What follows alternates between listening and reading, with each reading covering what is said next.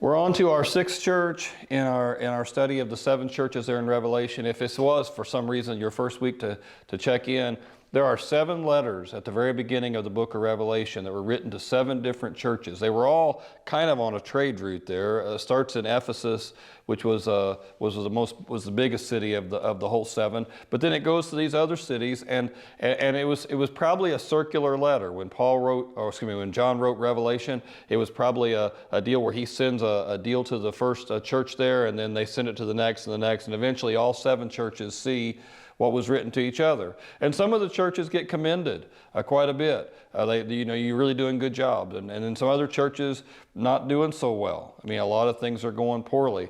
But it's like a letter to a church from Jesus. And that kind of evokes, when you think about it then, an interesting pattern for us. I mean, if Jesus were to write Mount Pleasant a letter, if Jesus were to write us a letter and let us know about some things, what would he say? What would he tell us that we needed to do or not do? How would he give us advice about things that we ought to think about or not think about? And would it be like these guys? And you hope, like the church we're looking at this week, Philadelphia, you hope you'd get a lot of the same things that he tells the church in Philadelphia, because he's pretty positive with them. He doesn't have a lot of negative to toss out at them. And you hope that when he looks at Mount Pleasant, he'd have a lot of positive for us and not negative. But whatever we get, whatever accommodation we would get, hopefully it would draw us back to him, hopefully make us focus. So what we've tried to do over these last 6 weeks is look at the lessons he gave to those churches, see if there's any parallels that we can pick up for today and maybe even specifically for us. Hopefully in your small groups, as you've talked about this thing, you've tried to isolate some of those things. And as we look at it today, and we look at, again, the city of Philadelphia and the church that was in that city, Jesus' words to them, maybe we can pick out some things that we could take even for ourselves today. So here we go. Starts in chapter 3, verse number 7. He says, "To the angel of the church in Philadelphia write, these are the words of him who is holy and true, who holds the key of David. And what he opens, no one can shut, and what he shuts, no one can open." So 2 or 3 things. We have a city, Philadelphia, in America, named, for this city. Philadelphia means brotherly love, and we think about the city of Philadelphia today. Sometimes they're called the city of brotherly love, and maybe that's what these guys would have been called too. That's what the word means and where it comes from. Philadelphia was a Greek city that was planted to spread Greek culture. They put a city, Philadelphia, right on the edge of the Greek Empire when it going on, and they said, we want to create a city that so exemplifies what we're about as Greeks that other people will want to come to the city, and when they see how awesome Greeks are, then they'll want to be like Greeks. It'll actually spread our culture to the whole world. You've got to have a lot of self-esteem as a culture to want to have a lot of ego as a culture to think that your culture is so awesome that the whole world needs to hear it. And maybe America does some of that too, but I don't think we ever planted a city just for the purpose of spreading American values. But that's what Philadelphia was. And so it was a really pretty city. They invested a lot. Some people called it a little Athens. It would look like Athens if you showed up, and a lot of really cool temples and a lot of really cool government buildings. And it says, these are the words of him who is holy and true.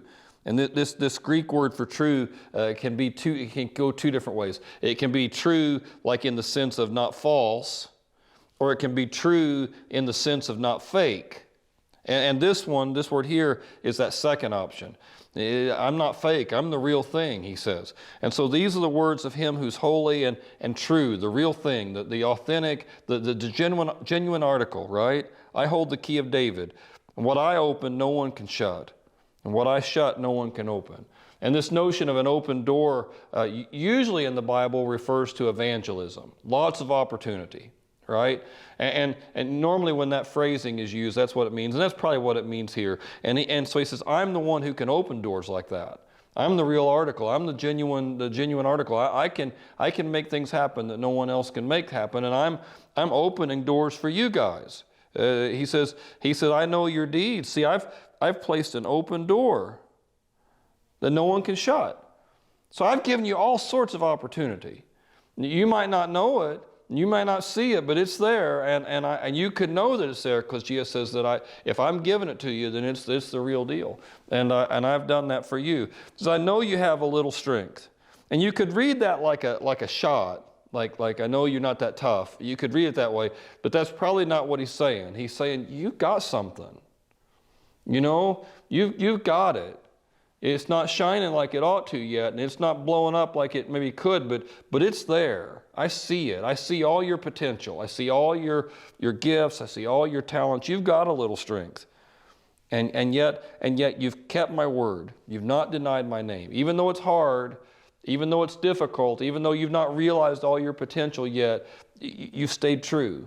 You know, you're listening to what I have to say. You're doing the best you can to follow after me.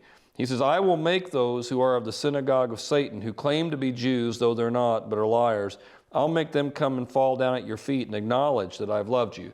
So here you're kind of getting an end times look about the I'll make them come and fall down at your feet. You're probably getting something that's referring more to heaven or the end of the world or those kind of things. We don't know for sure, and it's certainly a loaded time in American and world history, you know, in 2023 here in the fall, to say anything negative about Jewish interests. And then you've got to be very careful whenever you pick at anybody, you know, who might have a different faith or religion than you. But it seems like, especially right now, there is a lot of anti-Semitism in the world. And you could read this that way, that he's picking at Jews because they're Jews. And I don't think that's what's going on.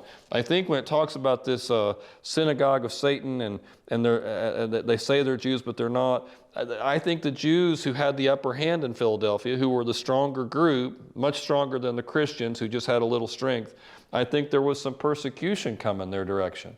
And the Jews who had some power in that arena were using that power to hurt the Christians.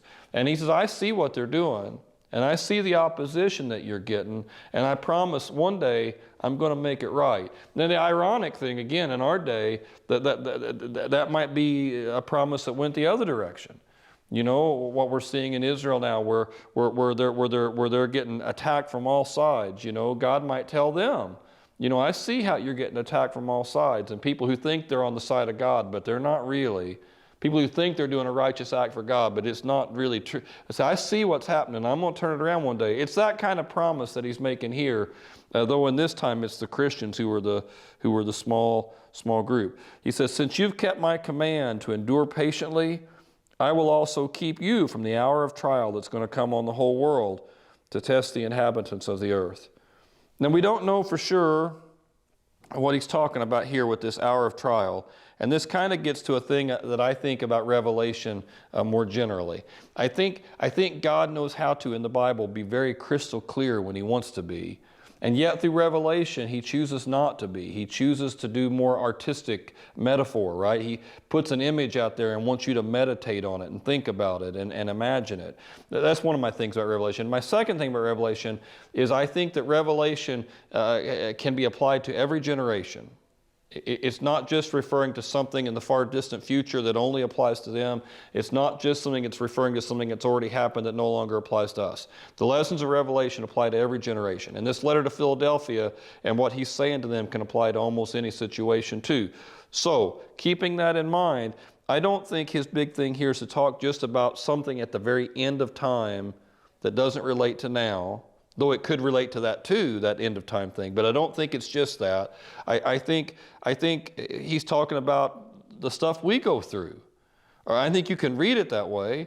Now, what they went through probably is intense persecution. And it probably is coming primarily from a Jewish synagogue in Philadelphia. It's probably Jews against Christians, and that's what they were going through.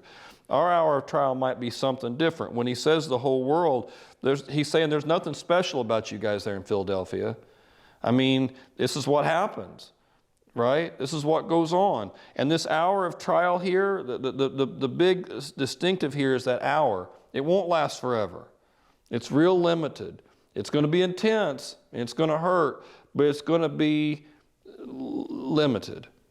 But for these guys, he says, since you've kept my command to endure patiently, I'm going to keep you from that. Because you've been faithful to me, I'm going to, and maybe because they have a little strength, I'm going to get you through this thing. I'm not going to let you get hammered by this thing. It hits so others. And I'm coming soon, so hold on to what you have. Let no one take your crown. And the one who's victorious, I'll make him a pillar. Yeah, think of a foundation kind of a thing. You know, it holds the whole roof up. Okay, so lessons for us. What do we take out of this church of Philadelphia, and what do we take out of them and who they are and what what they're about? Okay, I think you can take a couple things. Here you have a little church in a big Greek community. The whole culture of the community is different than the church. They're going one direction, but the church is going. And then in addition to that, they're actually getting attacked by other people in the city. And to the point where they feel like they're getting it from all sides, right? They feel like, what's Jesus tell them? It won't last forever. He says, I'm coming soon. Hold on, to what you have. I see what you're doing. And I'm impressed with your potential.